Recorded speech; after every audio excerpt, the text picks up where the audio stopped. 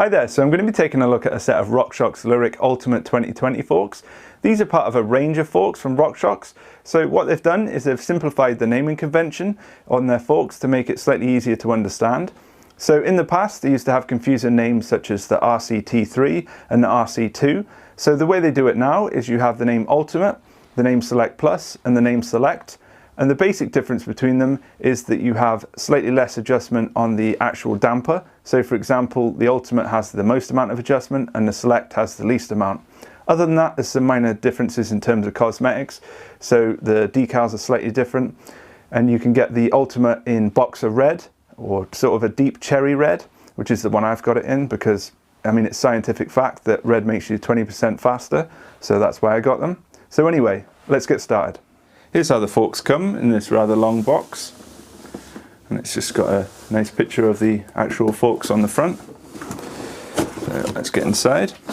So it's got a RockShox branded fender with it, which is attached via cable ties. This is actually a matte finish. It just has a protective film on it from the factory. Some cable ties for attaching the fender. Here's some bottomless tokens, which are used for adjusting the spring or the air spring. It's if you want to have the forks to resist bottoming out, so you want them to be more progressive, you just add more of these into the top of the air spring. I'll not be using these because I'm going to convert my fork to a coil, but it's nice that they include them. You've got a star nut, RockShox sticker, always got to have a sticker, and some instructions which basically point you to SRAM's website. So let's get the actual forks out, and we'll start at the bottom and work our way up. So let's start on the right leg. So you've got the Rebound Adjuster at the bottom here. It's a nice big dial, and it's really easy to tell when you've clicked it. And then the Maxle has been changed from the 2019 version, so it uses this non-quick release version, so you're going to need a tool for installing it. It'd be a 5mm Allen key, I would assume. And it just spins out.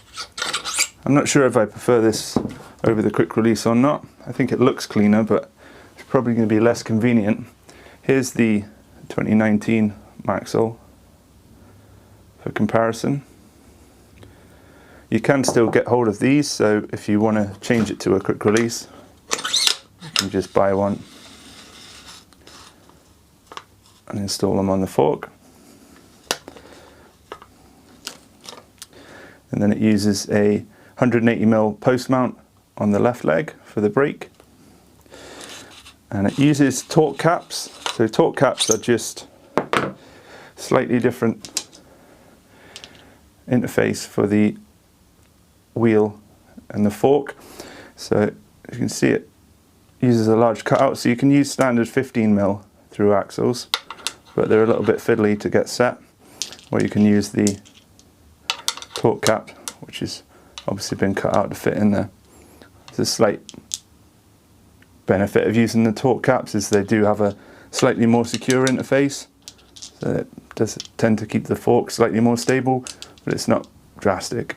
You can just use a 15. So moving up the fork, you can take a look at the decals. So they've changed them slightly from the 2019 version. These are a gloss foil version on these, and then it has the Ultimate there. If you get the Select or the Select Plus, it'll say Select or Select Plus there.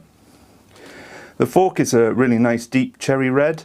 I'm not sure how well that's coming across on camera, and it's a gloss finish on it. And then we'll move over to the other side here. So it's got a chart on the side that has the weight and PSI that you'll need. So you obviously work out your weight and then put the PSI in the fork. And then on the other side it just tells you what the fork offset, travel, and then the wheel size. As you can see, I've got 51 150mm. And then it has a built-in Sag Indicator. This is patented by RockShox, so nobody else can use it, which makes it slightly inconvenient when you've got other forks, because you're having to get a tape measure out and work out your sag. But with this, you just basically put your pressure in, sit on the fork, and then the O-ring will sit on the corresponding mark, and you can work out what your sag is. So we'll start with the air spring side. So it just has a little cap that comes off, and then it uses a cassette tool, lock ring tool for removing. Obviously you'll need one that has a hollow center if you want to change it, so they actually do a tool for it specifically. I got this because my lock ring tool had a piece in the center, and you need that if you want to remove the air spring to fit the bottomless tokens in. So you just undo that, obviously take the pressure out, undo that, and then you screw these bottomless tokens on. You just screw on. Onto the damper. So this is a Charger 2.1 damper.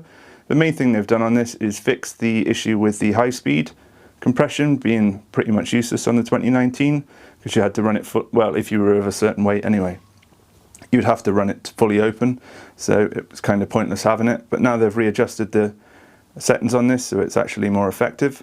The main thing you'll notice on this fork over the 2019 is that the fork actually sits higher in its travel when you're actually using it. That's the main benefit I've found of the 2.1 damper over the 2. They have adjusted the seals inside, so it's using SKF seals on the damper rod. They've also used SKF seals on the actual fork seals. So RockShox state that they now use Maxima plush fluid in their forks. I think they've been using Maxima oil for a number of years. It's just that they've actually started using the name, because if you look at the Maxima bottles compared to the RockShox bottles of oil, they look suspiciously similar. I actually use Motorex racing fork oil. This stuff is really good. I found out about it via Push Industries because they use it in their 11.6 shock, and they also do it with their service kits. If you are going to get some, you want to make sure you get the 3D technology version of it. The other good thing about this stuff is it's really cheap to get. I actually got this litre bottle for, I think it was £7. I'm going to be changing out my air spring for a coil, so I'm going to be using the Push ACS3 kit. So you get the coil spring, and then you get the kit, which comes in a small box. You get the bump stop and the actual coil interface. This is pretty easy to fit into the fork. So you've got a pressurized top out bumper, which just uses a Schrader valve, like the standard RockShox air spring. It's got a lower section here, which the actual spring interfaces with. As you can see on this, there's very little friction on the system. So I'll be doing another video showing me actually fitting this into the fork if you're interested in it. That was a look at the RockShox Lyrik Ultimate 2020. I'm going to be doing a follow-up video showing these forks actually getting fitted onto a bike, but I'm currently waiting for the frame to turn up. So if you've got any comments or questions, please feel free to leave them in the box below. I'm always happy to answer questions, and thanks for watching.